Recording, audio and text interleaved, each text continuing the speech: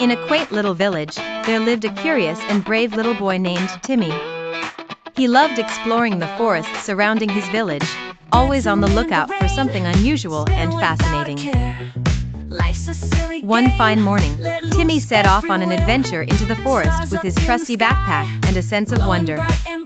As he wandered deeper, he heard a peculiar sound, like tiny bells jingling softly in the air. Timmy followed the sound until he came upon a clearing he had never seen before. In the center, amidst colorful wildflowers, was a small cube, translucent and shimmering in the sunlight. Timmy approached the cube cautiously and noticed it had friendly little eyes and a sweet smile. "Hello," Timmy greeted. To his surprise, the cube blinked back and replied, "Hello, little friend. I am Bonda, the baby cube." Timmy was taken aback. "What are you doing here, Bonda?" he inquired. "I have come from a faraway land," Bonda explained. "I am here to learn about your world and make friends. Would you like to be my guide?" Delighted at the prospect of befriending an enchanted object, Timmy eagerly agreed. Together, they embarked on a wondrous journey through the village and beyond.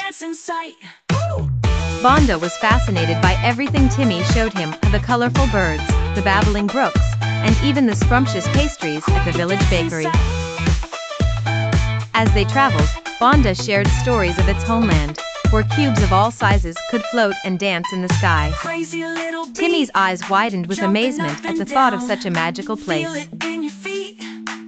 Their friendship grew with each passing day, and soon Bonda discovered it was slowly learning to hover, starting ever so slightly lifting itself off the ground. Timmy encouraged Bonda, cheering it on with every tiny leap it took.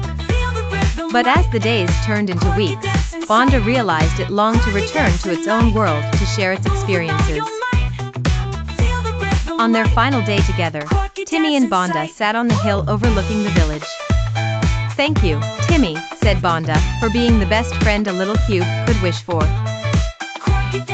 Tears welled up in Timmy's eyes, but he smiled brightly, understanding that real friends are never truly apart. "I'll miss you, Bonda," he replied, "but I'm glad you're going home." With that, Bonda slowly floated higher and higher, carried by a gentle breeze until it was just a twinkle in the distant sky. Timmy waved until he could no longer see Bonda, but felt a warm glow in his heart, knowing that somewhere, up in the skies, his little cube friend was smiling down at him. Once upon a time, in the heart of the vast and verdant jungle, lived Leo the lion and Remy the rat. Despite their difference in size, the two had formed an unlikely but steadfast friendship that the other animals often marveled at. Leo, with his golden mane and powerful roar, was the king of the jungle, while Remy was small, quick, and clever, always flitting about on his tiny paws. One sunny afternoon, Leo and Remy were enjoying a leisurely walk when, out of nowhere, dark clouds gathered in the sky. The wind began to howl ominously, and the first heavy drops of rain started to fall.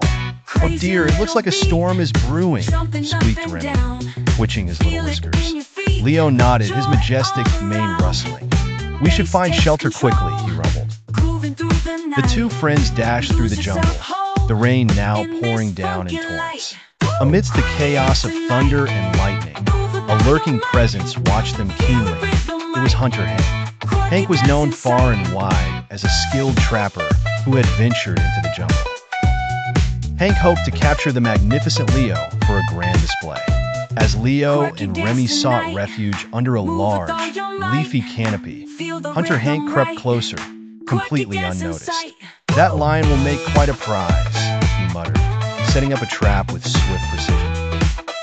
While Remy and Leo huddled together, waiting out the storm, Remy's sharp eyes noticed something out of place, a strange glint among the soggy undergrowth. "Leo, look, there's something over there that looks peculiar," the rat pointed out, his nose twitching. Leo, trusting his friend, padded over cautiously and keenly observed the setup. "Oh no, it's a trap," he growled softly, recognizing the danger. We must disable it before Hunter Hank returns. Remy, being nimble and intelligent, scampered over to the trap. Working together, they devised a plan. Remy would gnaw at the ropes meticulously while Leo kept watch, his fearsome presence deterring any immediate threats. As the rain continued to pour down, the jungle was filled with the rhythmic sound of drops hitting leaves.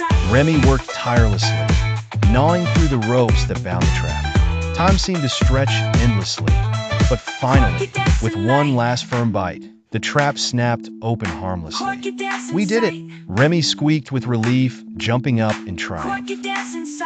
Just as the pair felt a surge of relief, the rain began to lighten, and the jungle became serene once more. Hunter Hank, returning through the bushes, saw his trap spring open and sighed in frustration, realizing that his plan had been foiled by the two clever friends. Leo roared victoriously, shaking water from his mane. "Thank you, Remy, old friend. You saved me," he said warmly. Remy grinned. "And you kept me safe from the storm," he replied, pattering onto Leo's paw.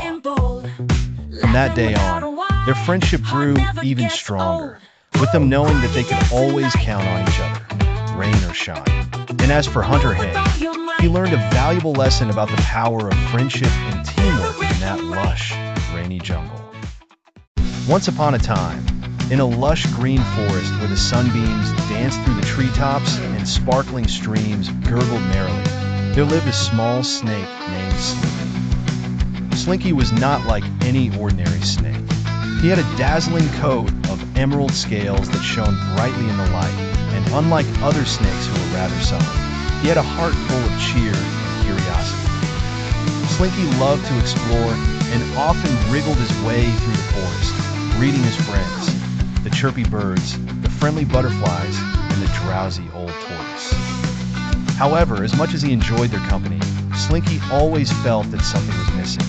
He longed for a special friend to share his adventures and play with him. One sunny morning, as Slinky was slithering along the edge of the forest, he heard an unusual cry.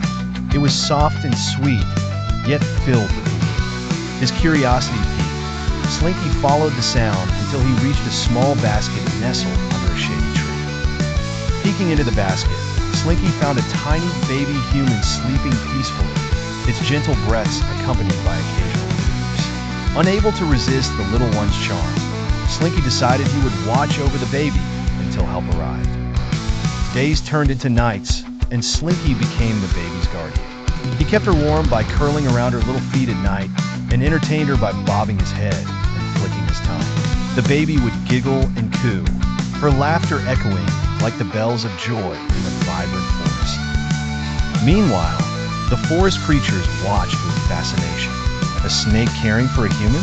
Unheard of, chirped the sparrows. But Slinky paid them no mind.